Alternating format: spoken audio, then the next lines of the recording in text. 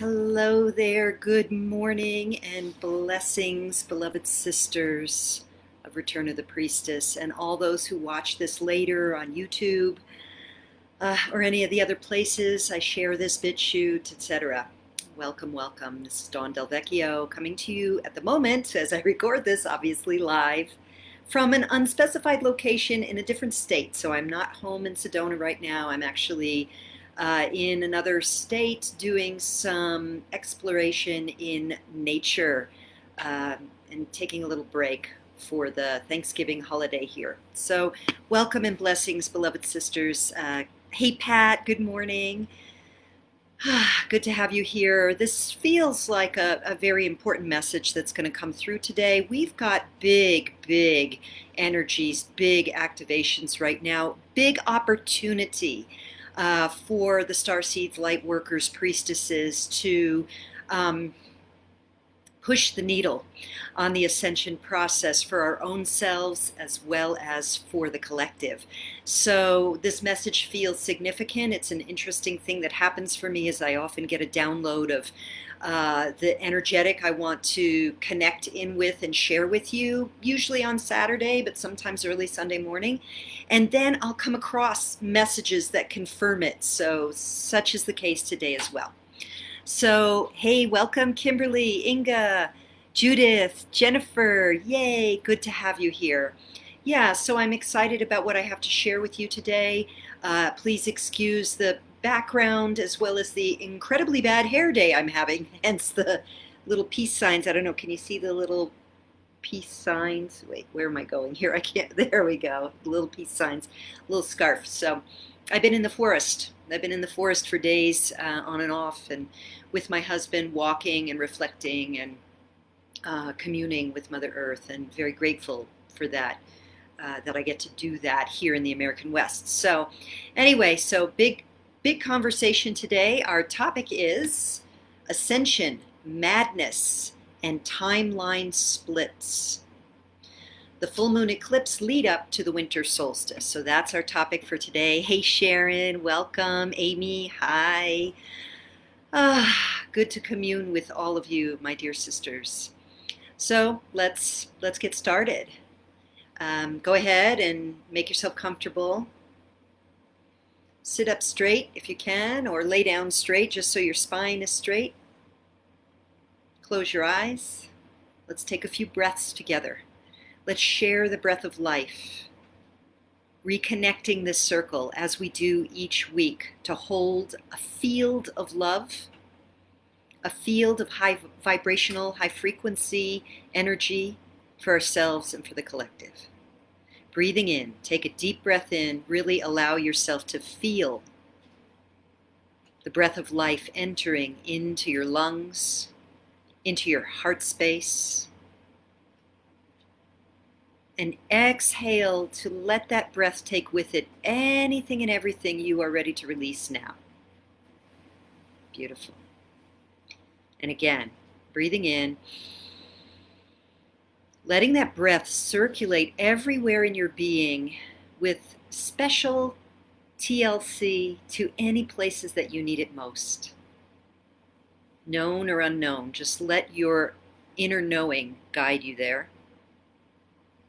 And then again, exhaling to allow yourself to release all the distractions of the day, responsibilities ahead or behind you, coming into full present moment awareness. And another breath in, feeling yourself grounding and centering down at the sits bones, in your belly, in your heart space, in your mind, bringing that straight alignment, aligned with the heart, exhaling to give yourself that permission to come home to self, to now, to your eternal being. Thank you. When you're ready, you can open your eyes. Let's see who else is here. Rosemary, welcome. Evelina, welcome. Good to have you here. I think I've said hello to everyone who's here, that you've commented, so thank you. Okay, so today is, as I record this is, hey Victoria, welcome. Today is the 29th of November 2020. And tomorrow is a full moon, what's called a penumbral eclipse, which means that the shadow, the secondary or thin shadow of the Earth will cover over the moon for a period of time that here in the States will be early in the morning. But in Europe, well, in Europe it'll be daytime. So I don't know, maybe on the West Coast or if you're up in the middle of the night in Hawaii, something like that, you might be able to see it. I don't know the astronomical details, but what I do know is that a penumbral eclipse is like not the full eclipse where, you know, where the full moon goes dark, but there's just a very thin veil. So it's that outer shadow of the Earth. So the Earth is literally between the sun and the moon, but it's just the outer shadow of the Earth. So it's a very thin veil over the moon. And I feel like that's symbolic, and so I'm going to tune in and talk about that. Welcome, Usha. Welcome, Gina. Okay, so let me get connected with that. That's where we're going to enter this conversation, and then we're going to talk about the Ascension, madness, and timeline splits.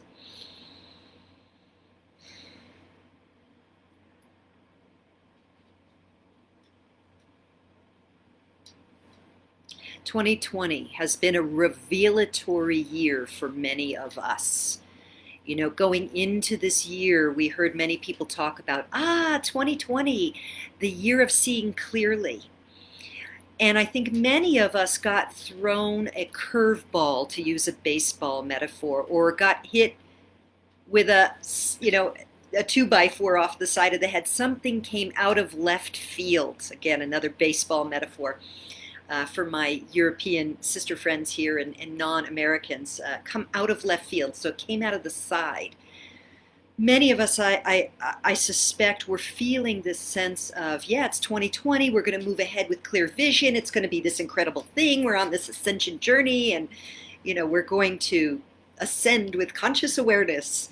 And instead, what we got was a planetary lockdown and maybe a tenfold increase in fear propagated and pushed out, pushing out fear, and isolation and separation and confusion and misunderstanding and divisiveness.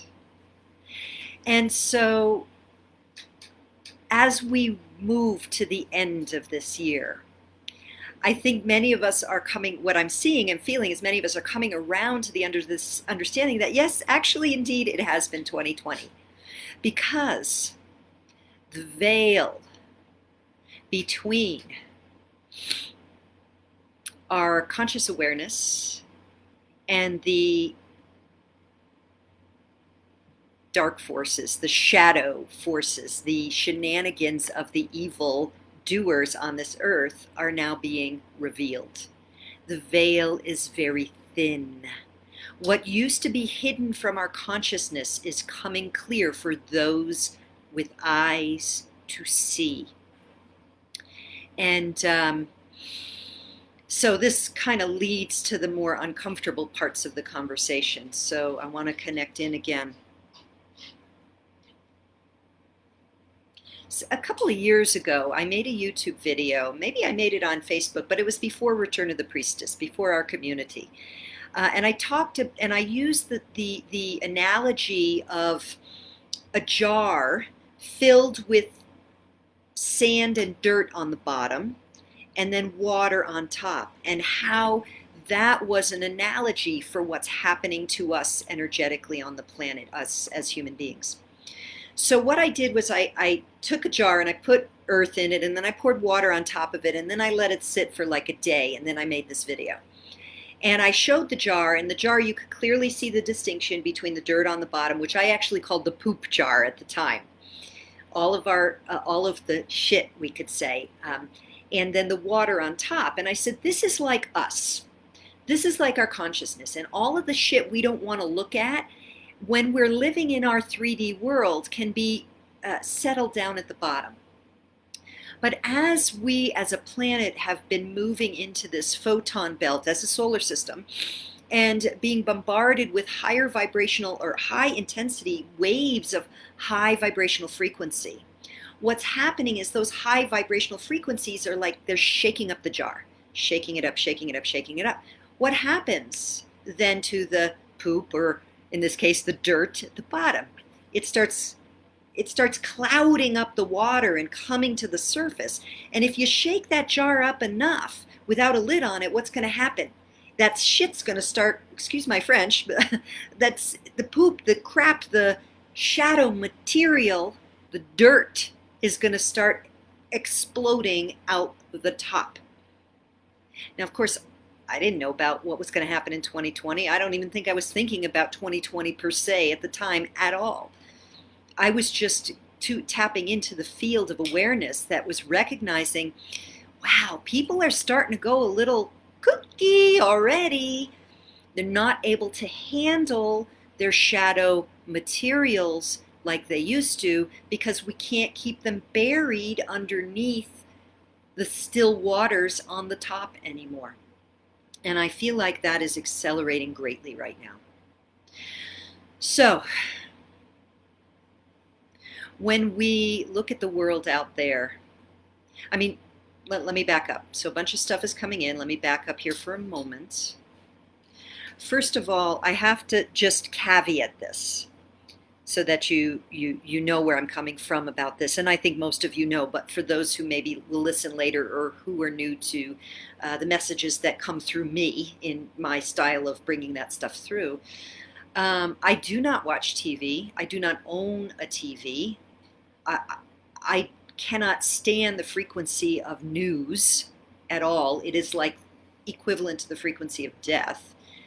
So I want to make that clear that I'm not in any way advocating that you watch the news in particular or any TV in specific. And many of you have heard me tell the story of the dream I had about the subliminal messages about be afraid.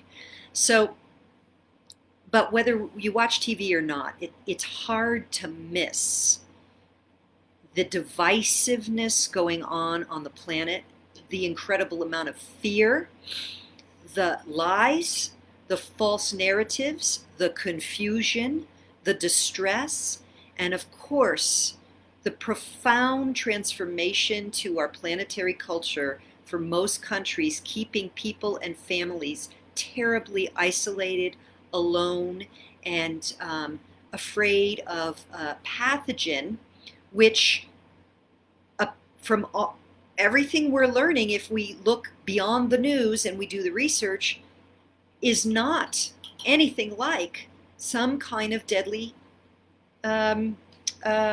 plague, bubonic plague or something. People are not dropping like flies. Now, I'm not saying that there isn't a pathogen that some people die from. Of course there is. There are many things that people die from. But the response of the systems of control have changed the face of our earth. Literally, the masks, right? And the impact that is going to have on the generations to come who are living in that 3D consciousness is going to be profound. Because people are being trained to be afraid of each other, to not be able to share the breath of life with each other, and to train their children to be afraid of each other. Just think about the impact down the road. It doesn't take long for a generation to be conditioned into a certain way of being. So that kind of leads to the timeline split thing.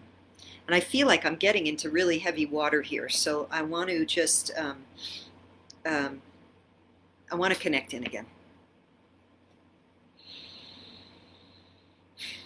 So between now, the full moon tomorrow, well, we're already on this incredible accelerated ascension journey, but between now and the winter solstice, December 21st, 2020, we have a powerful, mighty, powerful window of time where the energies are so powerful, so strong, the ascension energies, the light energies, and the forces of control that are attempting to use and leverage that energy to clamp us down for good, to redirect our ascension timeline to a timeline that is connected with AI and the descension of human sovereignty and consciousness.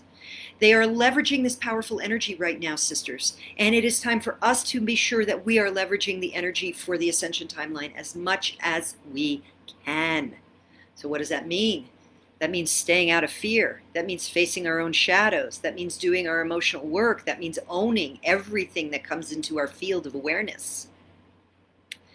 Owning it. Not saying I possess this, whatever it is, but saying everything out there that's showing up in my field is a reflection of something in here. And everything I choose to put my consciousness on is going to determine the timeline I'm on.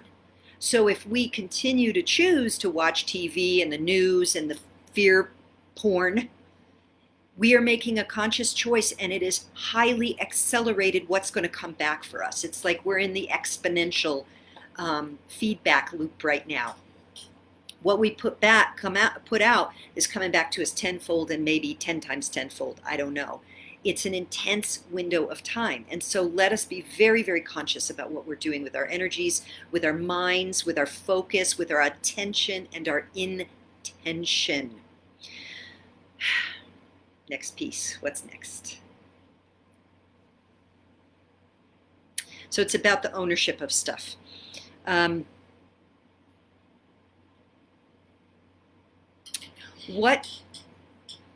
There's the individual experience and there's the co-creative collective experience, right? So on an individual level, the things that are showing up in your life right now are whether it's job stuff, family stuff, health stuff, good and bad, or what we would call bad.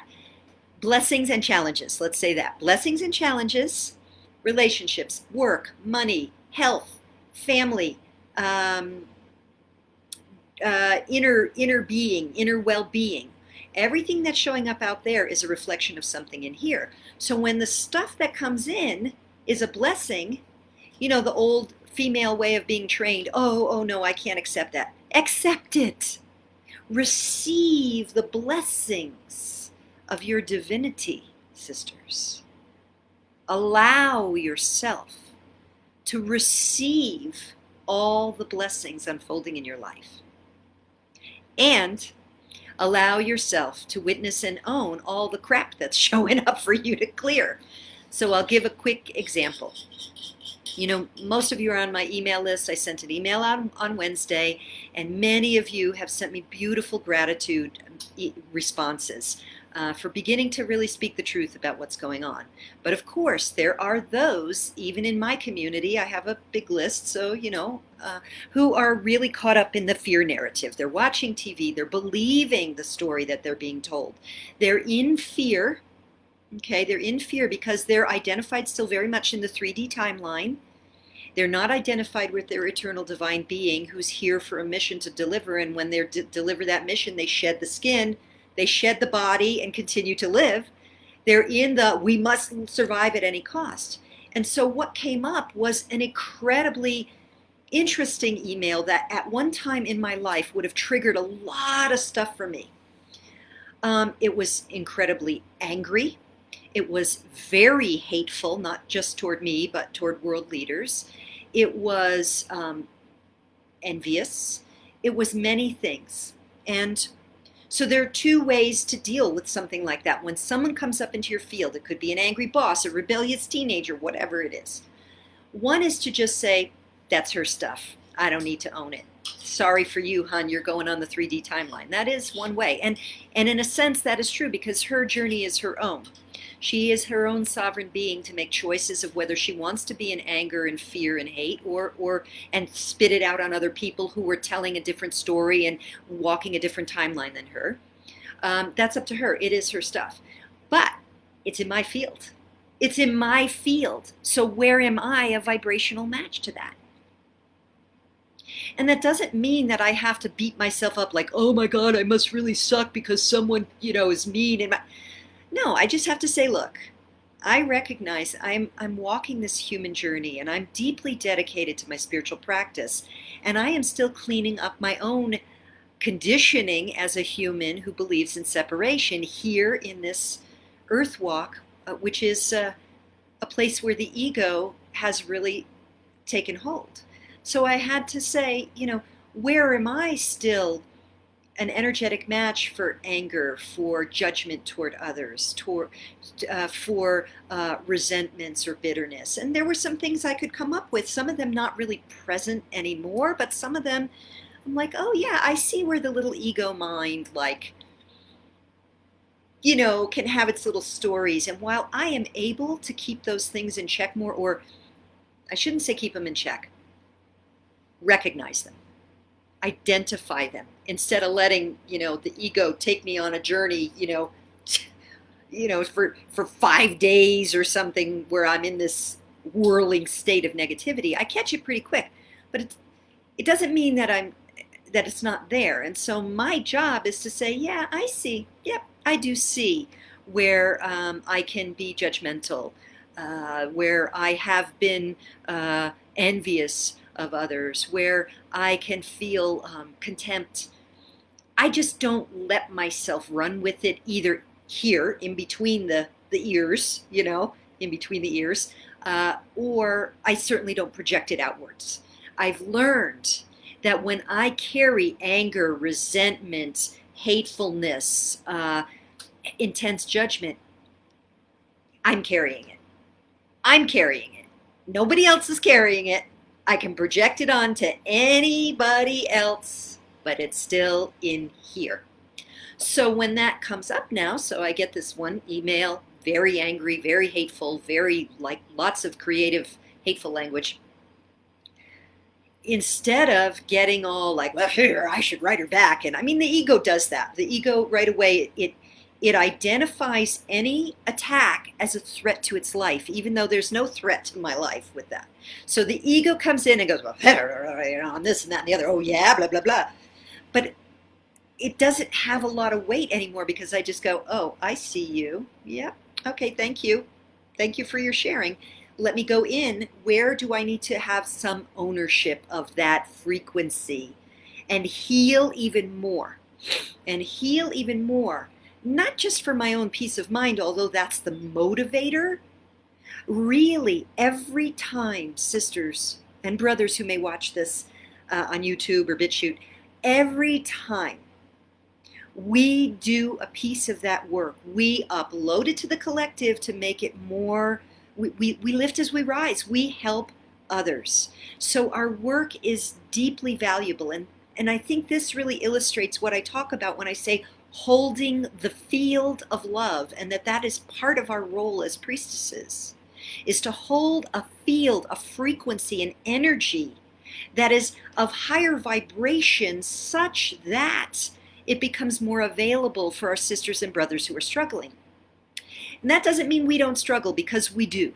That doesn't mean that we don't have our moments where we're groveling down there in the mud and going, oh my God, my energy just feels horrible and I'm angry and I'm upset and I'm scared and I'm nervous and all that stuff, because we're having a human experience still. But our dedication to look there, to go there, to own it, to go through it, the only way out is through. Go through it and heal it and transmute it. That is the work. That is the work of the priestess, the starseed, the light worker, those of us who came on a mission to help uplift the frequency of humanity. And so we must remember not to beat ourselves up during those times when you catch yourself going into the battlefield of right and wrong, of being offended by people judging you, of being in judgment of others. And then instead of staying in the either judgment of yourself, judgment of others, go, oh yeah, these are the temptations. These are the temptations of this earth walk that we are learning to rise above, to navigate through, to heal and transmute right now.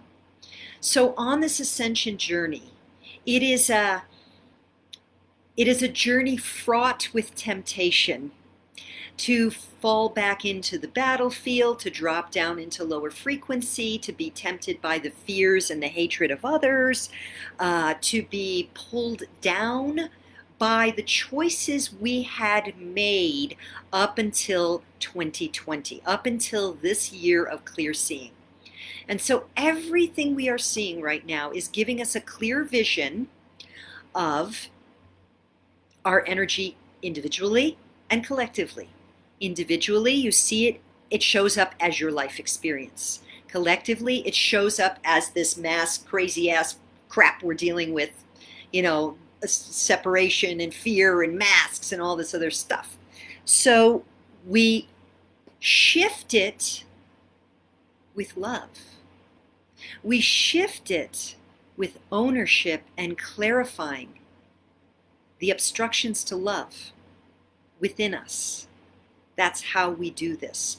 And by doing that, we stay in that ascension timeline. Now let me look at the title again so I could see Ascension Madness. So, I want to talk about the madness more. So to touch on this illustration of this email I got, this could be a kind of ascension madness. If you look at news and newscasters now, some of you are younger, but those of you who are older, you know, I'm 55, so I was born in 65, and I grew up, my parents watched the news all the time, and we can look back now and think like, I was listening to body counts of deaths in the Vietnam War, or what's in Asia called the American War, growing up. I can remember asking my dad, Dad, is there ever a time where there's no war? So, you know, the indicators there already, and I'm sure most of you, if not all of you, have had these clues when you were little of like, this place is crazy. This place is nuts. And it's getting more nuts. So now, when I watch clips of news, like usually on YouTube videos of commentators who are looking at alternative views of things, it's like newscasters, there's nothing unbiased about them. It's completely, wildly, it's like crazy. It's like crazy talk, to me anyway. And same thing when we encounter people who are not coping with the stressors of this time. There's a level at which, let's go back to the jar of the dirt, right? Just think about if that's your energetic field now and you didn't have any tools at all, you didn't have any spiritual tools, you didn't have any spiritual guidance, you hadn't been hooked in with any spiritual teachers, you didn't have a connection with the divine at all, and all of a sudden all of that dirt has now clouded your clear water field and it's pouring out of you. Ascension madness. This is the analogy of what it's like for many people. So when we see things like these, the protests that become extremely violent and destruction of property and burning and all of that stuff that's happened over the course of this year, certainly in the States, this is what happens when we try to create without the divine. And we are undergoing an ascension journey because we are in a high frequency photon belt as a solar system, and we have no tools to deal with these ascension energies. It's called madness. And that's what we've been seeing, and we're likely to see more. So when madness shows up in your field, like, you know, somebody who just goes off on you at the grocery store, or I don't know, road rage or whatever. Understand that there's ascension madness going on and people can't cope. Recognize that it is of value for you to go, how am I a vibrational match to this? Dig in a little bit, go, oh yeah, that, you know, it's whatever, you know, there's some energies in there. But when I say own it, I don't mean that you say, oh, I must really be a wreck because, you know, ascension madness people are showing up in my field. It's not about owning it to the sense of like you possess it like it is mine. You just look at where am I a vibrational match? Where can this, I don't even want to say vibrational match. Here's how I want to say it.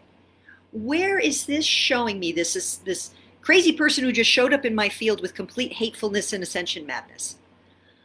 Where can I just use that as a springboard to go within to clean something up even more, to heal myself even more, to free myself enough to raise my vibrational frequency even more.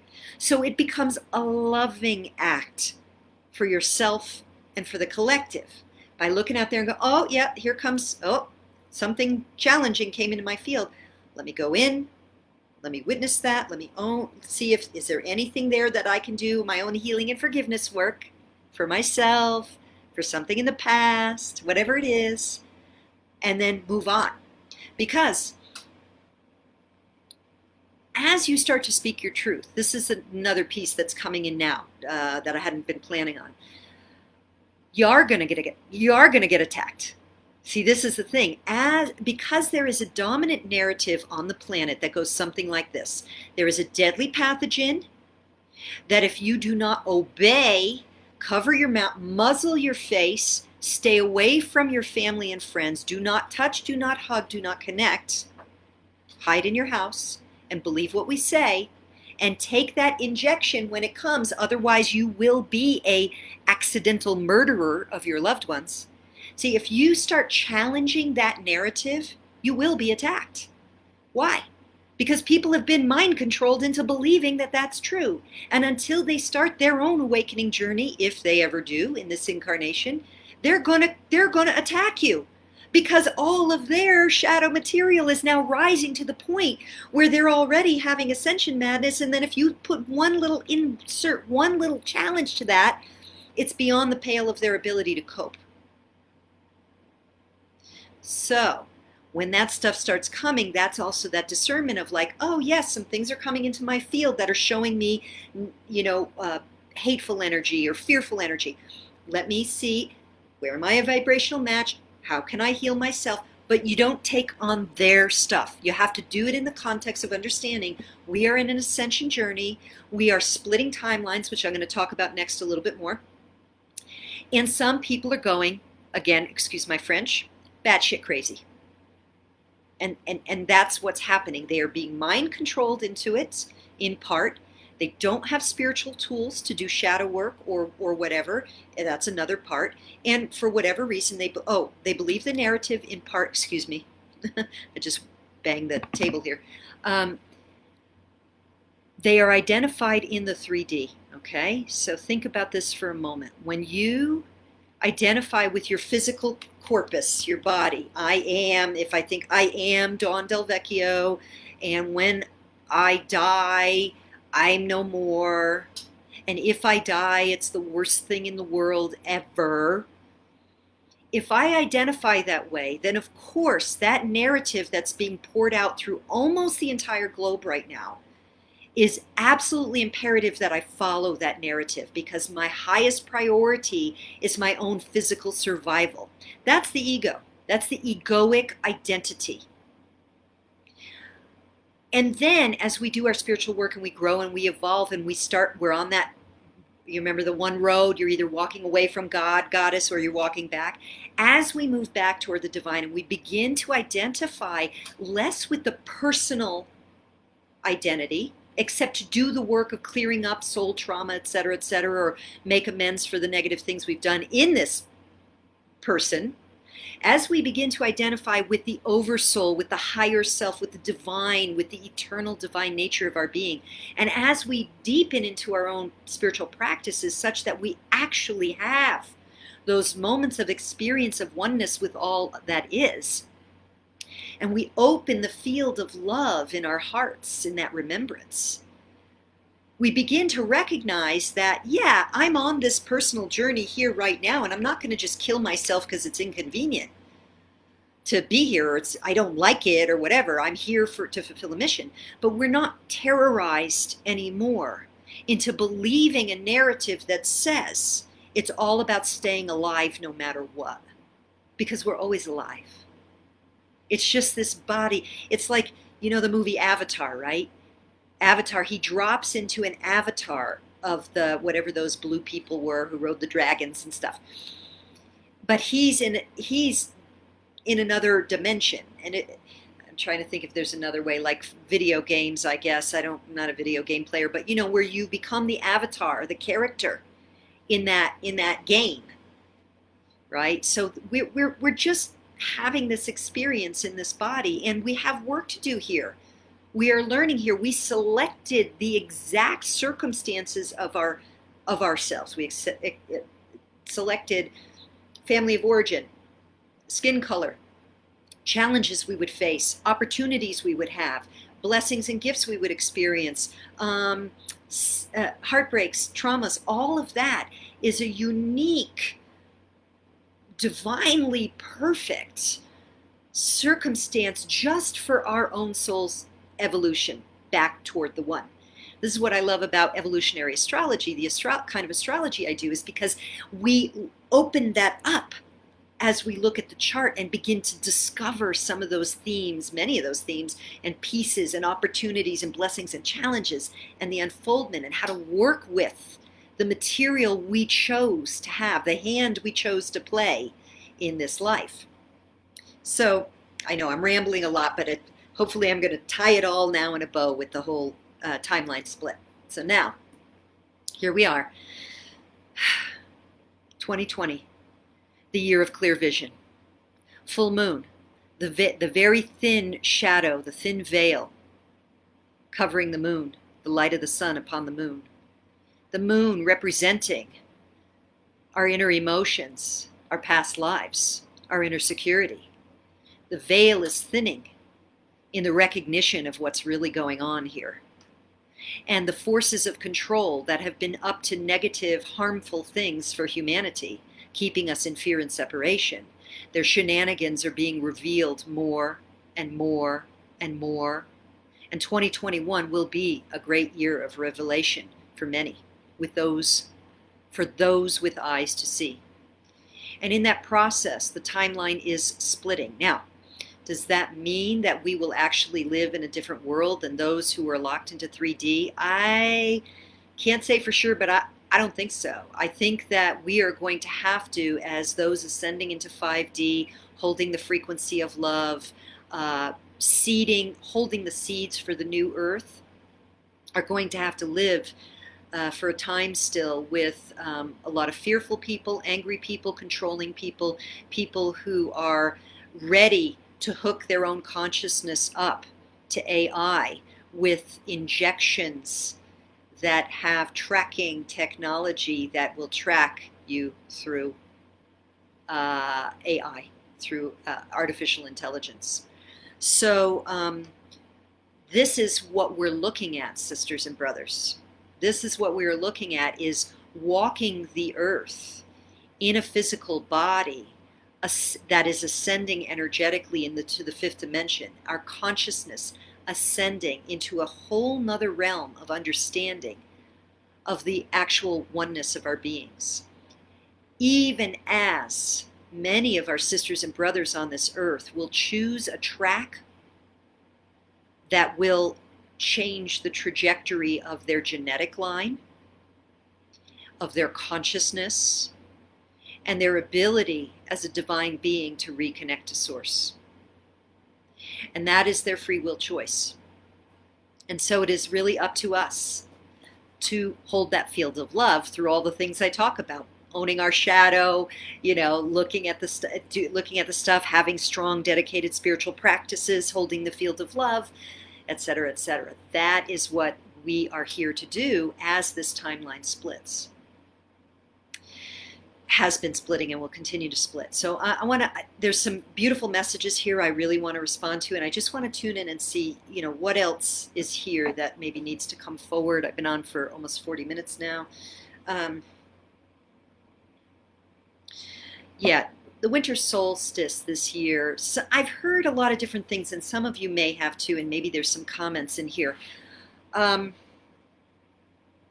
There was the December 21st, 2012 solstice that was supposed to be the end of the Mayan calendar and what was going to happen. Now, there are those who are saying that maybe it was actually 2020 and the math was wrong. I'm not an expert on that stuff, so I don't want to speculate too much. But the energetic I'm getting from my own guidance, as well as some of the other master teachers I listen to, is that there is something very significant about December 21st, 2020, that has to do with almost like, how do I want to say it? I don't want to say cementing a timeline, but I want to say it's like you're either on the bus or you're off the bus. You're either on the train or you're off the train. It's leaving the station. And so that's why this period of time, this whole year really, but this is like we got full moon, and the next big activity that happens energetically on the cosmic, astronomical, astrological field for us is the solstice. You're either getting on the train, getting on the bus, or you're not. This is the time to courageously be a warrior priestess in facing anything that's arising in your field, to heal, clarify, and pour love onto it. This is not the time anymore, sisters, to do battle against those who would attack you, to be in anger and rage, to be in self-righteous indignation is definitely not coming on that bus. This is the time to double down, to triple down on your spiritual practice, to triply commit to facing your fears, to doing any healing work around those that you are holding judgment against. Now, to do forgiveness work. Now, it could be that there's someone that, a family member, a friend, something where you feel like you need to have closure and forgiveness with, but you know that if you actually approach them, that it's going to be a problem. So this is not necessarily about going and forgiving people, in person. It's inside. It's all inside.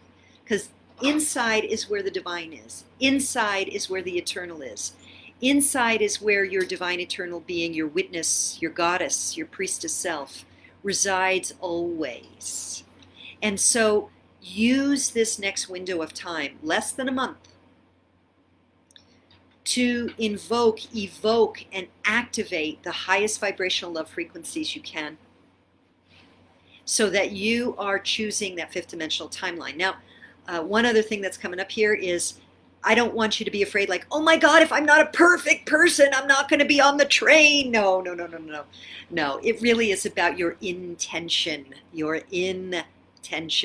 So intending to be loving, intending to do forgiveness work, even if you can't fully get there, intending that you will not play in the battlefield of right and wrong and self-righteous indignation and fear and hate, that you will not hate leaders of certain countries.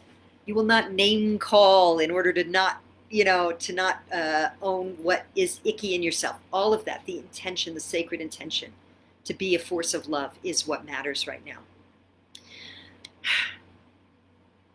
So I feel like that's all that's come through for me, and I want to see here some of the things that, hello to all the blessed sisters here.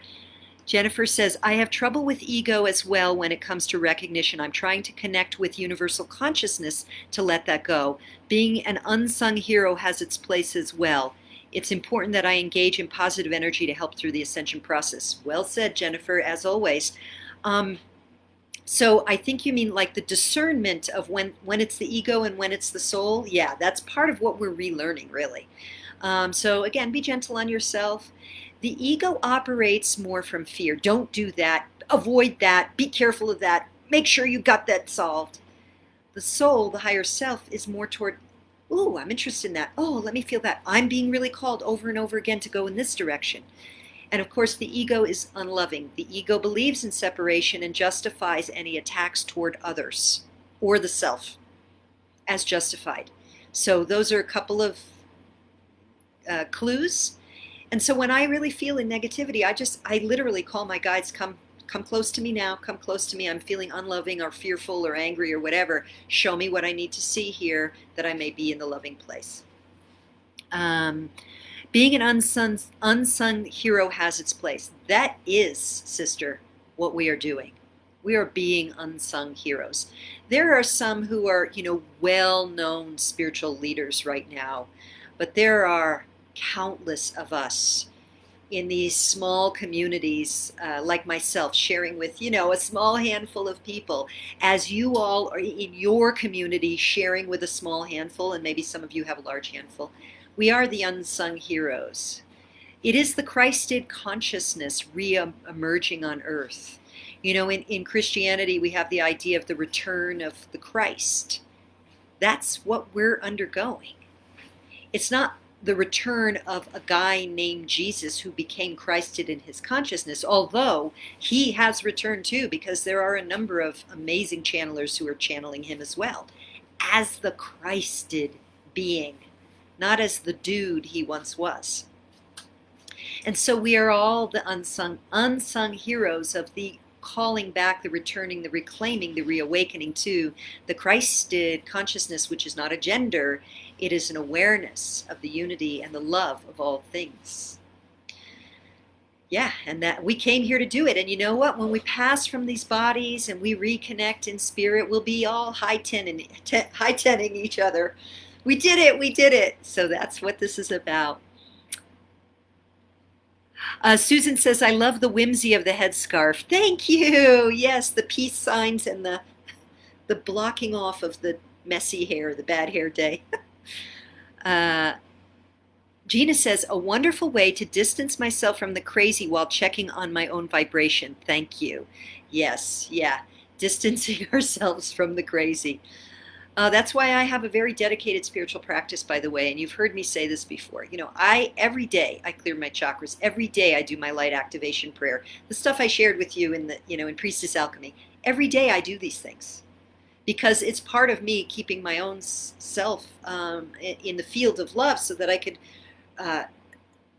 hold the light, anchor the light, and also face my own crap when it shows up. Face my own ugly face in the mirror when I need to, knowing that I'm not alone and that this is part of my journey. Pat says, not worrying about being alive is where we are able to connect, to become sacred warriors and draw a line in the sand for those who can't, babies and human trafficking. Thank you, Pat, for bringing that up. Thank you, indeed.